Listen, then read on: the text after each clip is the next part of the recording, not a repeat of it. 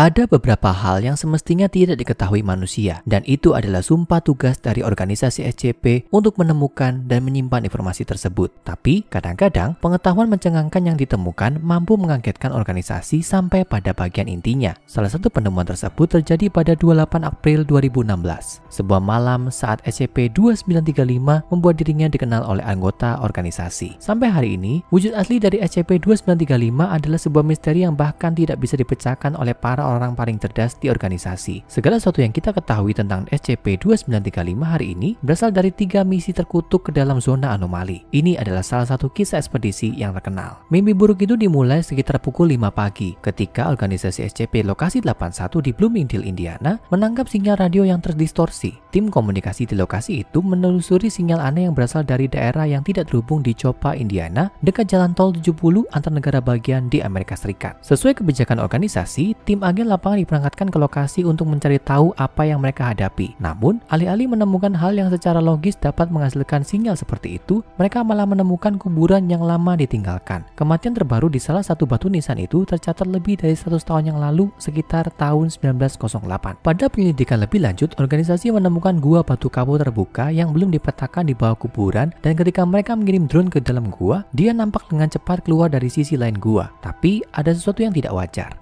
Daerah yang diamati drone tampak konsisten dengan tempat asal dia masuk, tapi sekarang tampak semacam keabu-abuan. Tempat itu tidak berwarna dan tidak tampak tanda kehidupan. Rumputnya mati, tidak ada pohon, tidak ada semak belukar, tidak ada hewan atau burung di langit. Mereka tidak sedang melihat dunia kita, mereka sedang melihat pantulan aneh dunia kita di sisi lain gua. Nyatanya, itu sama sekali bukan gua. Itu adalah lorong antara dua dimensi. Itu SCP-2935. Saat itulah mereka dapat mengerti transmisi yang terdistorsi yang telah mereka terima. Transmisinya memberikan informasi berikut. Ini adalah siaran darurat otomatis dari organisasi SCP dan pemerintah nasional Anda. Satu atau beberapa lokasi kami mengalami gangguan komunikasi, kemungkinan karena lolosnya tahanan yang tidak ketahui ukurannya. Semua warga diperintahkan untuk tinggal di rumah mereka sampai tim penangkapan bekerja guna mengamankan tahanan itu. Pesan ini akan disiarkan mulai 20 April 2016 hingga pada saat itu pesan lalu terpotong dan diulang. Dan itu terjadi selama 8 hari berturut-turut. Sumber pesannya lokasi 81, tapi bukan lokasi 81 di sini. Organisasi SCP menerima sinyal darurat dari mereka sendiri di dimensi lain. Kejadian aneh yang bahkan belum pernah dialami sebelumnya oleh organisasi. Agen lapangan ketakutan dengan implikasi dari apa yang baru saja mereka dengar dan menghubungi komando lokasi 81 untuk meminta unit tambahan. Organisasi ingin sepenuhnya memahami anomali ini secepat mungkin karena potensi ancaman yang dapat ditimbulkannya terhadap organisasi. Jadi, mereka mengirim satuan tugas Epsilon 13 dengan nama sandi Manifest Destiny untuk melakukan yang pertama dari 3 misi berawak ke pusat zona anomali. Misi eksplorasi pertama ke SCP-2935 diberi nama Sandi Gauntlet dan terdiri dari tim beranggotakan 4 orang yang dilengkapi dengan baju hazmat lengkap dan video serta audio yang langsung tersambung ke pusat komando. Tim tersebut dipimpin oleh seorang agen lapangan yang dikenal sebagai agen Juno. Bawahannya adalah agen Kyle, Devon, dan Underwood. Perintah untuk mereka adalah mengumpulkan sampel dan mensurvei area yang diposisikan langsung di sekitar titik masuk, yang berarti mulut gua SCP-2935 lainnya. Misi hanya berlangsung sekitar 1 jam, tapi apa yang mereka lihat di sana akan tetap bersama orang-orang ini selama sisa hidup mereka. Setelah 15 menit perjalanan melalui gua, Manifest Destiny tiba di dimensi cermin di mana mereka dikejutkan oleh kesunyian yang menakutkan dari tempat yang tampak identik namun begitu berbeda dari dimensi mereka. Pengamatan pertama mereka adalah ketiadaan total semua tumbuhan hidup, pohon, rumput, gulma, dan semuanya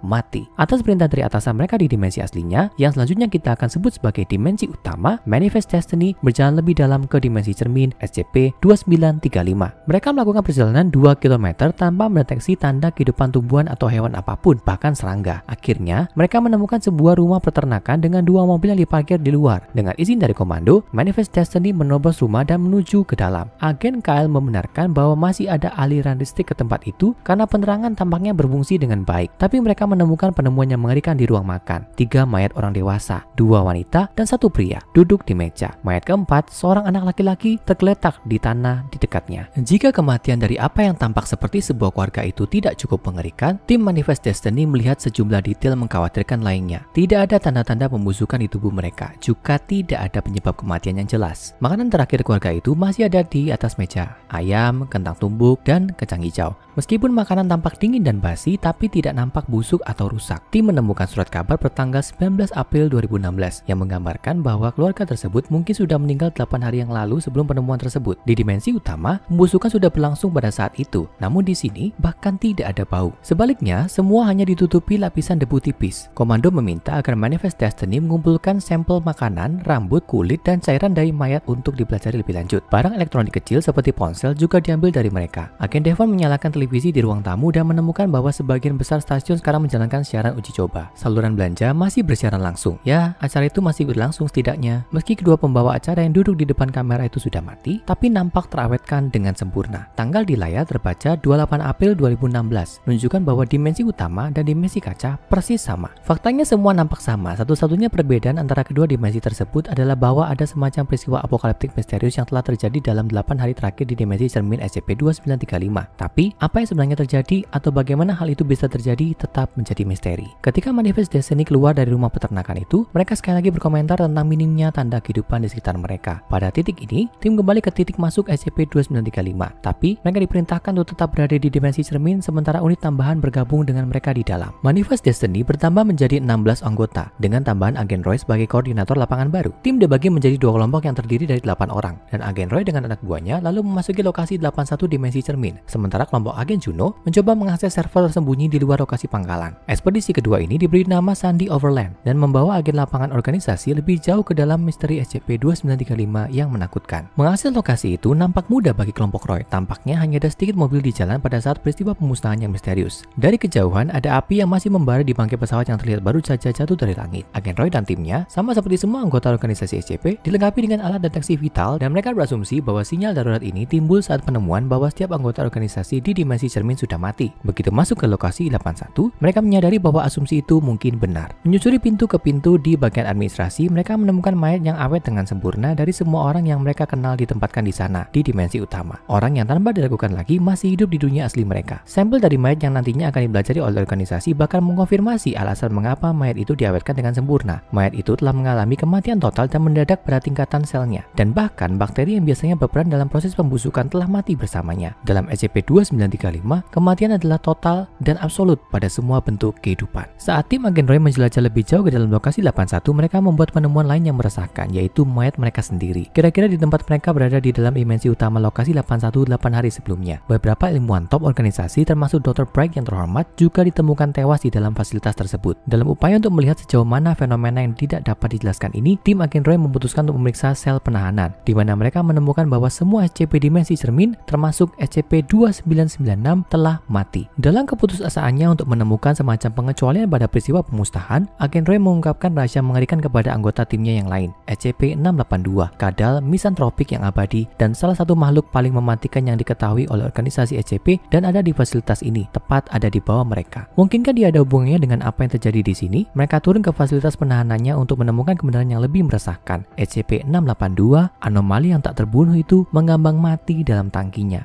Kematian benar-benar tidak mengecualikan apapun dalam SCP-2935. Tim Agen Roy meninggalkan lokasi dan bertemu dengan tim Agen Juno untuk mengirimkan penelitian mereka kembali ke dimensi utama menggunakan drone otomatis. Kedua tim tetap berada di dimensi cermin untuk operasi berawak lainnya dengan nama Sandy 19. Mereka tidak tahu itu akan menjadi misi terakhir mereka. Saat mereka masuk lebih dalam ke fasilitas, melewati lebih banyak SCP yang mati, mereka menemukan satu petunjuk terakhir. Berdasarkan aktivitas terakhir dari server organisasi, peristiwa tersebut terjadi sekitar pukul 3 pagi. Saat berada di bawah tanah di lokasi 81 SCP-2935, tim secara tidak sengaja mengaktifkan senjata nuklir di pangkalan tersebut. Sebuah pengaman yang dimasukkan untuk diledakkan jika ada keadaan darurat dari kaburnya tahanan. Karena protokol keamanan pangkalan, setiap anggota tim Manifest Destiny terkunci dan tersegel di dalam lokasi 81. Mereka bersama dengan yang lainnya terbakar dalam ledakan nuklir. Sekali lagi, dimensi cermin di dalam SCP-2935 tidak bernyawa. Tapi ini belum berakhir. Ketika drone otomatis kembali keluar dari gua SCP-2935 ke operator lapangan di dimensi utama, mereka menemukan sebuah penemuan yang membuat mereka semua merasa ngeri. Tak satu pun dari rekaman atau informasi yang dikumpulkan dari SCP-2935 menjelaskan bagaimana atau mengapa peristiwa pemusnahan terjadi. Semua orang dan segalanya mati begitu saja pada saat yang sama. Tidak ada yang sadar, tidak ada yang siap, kematian datang tiba-tiba dan diam-diam serta tidak ada yang selamat. Yang tersisa untuk organisasi di dimensi utama hanyalah pesan dari salah satu agen dari Manifest Destiny, agen Keller. Pesan terakhirnya adalah, saya tidak punya jawaban. Saya rasa tidak ada. Saya akan melakukan satu hal ini dan berharap itu akan menyelesaikannya. Menutupnya rapat. Anda harus menguncinya di sini bersama kami. Maafkan saya. Organisasi pada awalnya bingung dengan ini sampai mereka menemukan log audio terinskripsi terakhir yang terkubur dalam data yang diselamatkan dari lokasi 81 dimensi cermin. Itu adalah pesan dari Keller sendiri, tapi bukan dari Keller dari dunia utama. Dalam pesan ini, Keller menceritakan organisasi di dimensi cermin menerima transmisi terdistorsi yang sama persis seperti yang mereka lakukan beberapa hari sebelumnya dari sebuah gua di Chopa. Ketika dia dan yang lainnya dikirim ke dalam, mereka menemukan dunia yang sama-sama tanpa nyawa pasca peristiwa pemusnahan yang sekarang terasa familiar bagi komando organisasi. Namun ada perbedaan utama. Ini bukanlah dimensi cermin yang baru saja mereka pelajari, tapi dimensi ketiga yang sama sekali berbeda. Dalam kata-kata terakhirnya yang membayangi mereka, Keller dimensi cermin mengakui bahwa apapun yang menyebabkan peristiwa di dimensi ketiga itu, entitas yang diyakini Keller dimensi cermin sebagai sosok kematian itu sendiri telah mengikutinya kembali ke dunianya dan sejarah telah terulang kembali. SCP-2935 adalah jalan yang melaluinya kematian absolut dapat berpindah dari satu dimensi ke dimensi lain, dan dimensi kami adalah yang berikutnya. Kematian Manifest Destiny mungkin telah menyelamatkan seluruh alam semesta kita, karena siapapun yang melewati gua memiliki potensi untuk membawa kematian kembali bersama mereka. Organisasi memutuskan pada akhirnya untuk mengikuti nasihat Keller. Mereka menyegel pintu masuk ke SCP-2935 dengan beton dan sekarang menjaganya dengan pengawasan ketat. Karena apa yang menunggu di belakang penghalang adalah sebuah entitas yang bahkan mereka tidak mampu untuk mengatasinya kalau sampai dia lolos. Bagaimanapun, dia telah membunuh mereka semua sebelumnya, atau setidaknya versi lain dari mereka. Apalah artinya satu dimensi lagi dalam tumpukan itu? Meskipun sekarang mungkin hanya tampak seperti lapisan beton sederhana di bawah kuburan yang ditinggalkan, tapi inilah mengapa SCP-2935 mungkin saja menjadi SCP yang paling berbahaya dari semuanya.